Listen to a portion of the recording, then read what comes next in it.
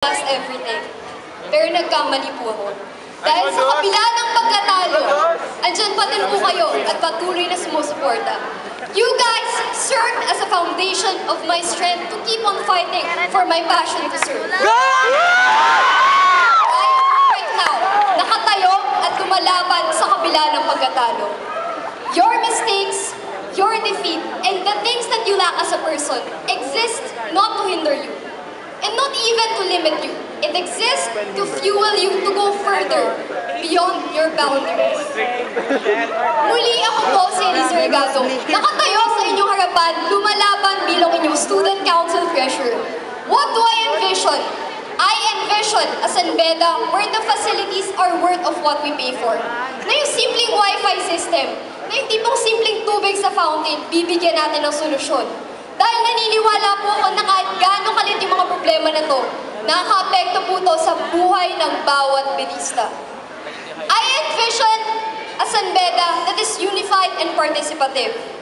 Kung saan bibigyan buhay natin ang buong College of Arts and Sciences sa pamamagitan ng pag-empower sa blocks.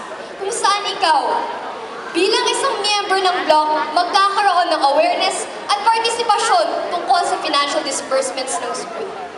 I envision a San Beda where the organizations are funded in accordance to their organizational needs. Saan ang bawat debater, bawat nagsasayaw, bawat kumakanta, tama!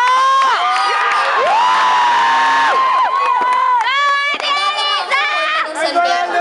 Because if you want your students to be globally competitive, the strength of your support would go beyond the four corners of this institution.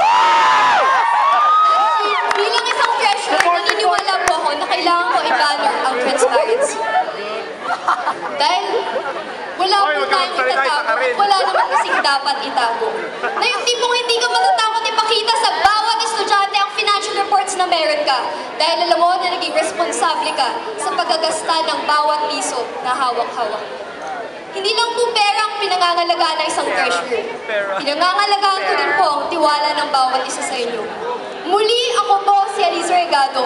Nakatayo dito sa inyong harapan. Lumalaban, walang takot at walang pag-aalinlangan. Sana po sa laban na to, hindi po ako nag-iisa. Sana po sa laban na to, kasama ko ang bawat isang Bedista tungo sa isang mas magandang San Beda. Maraming salamat po.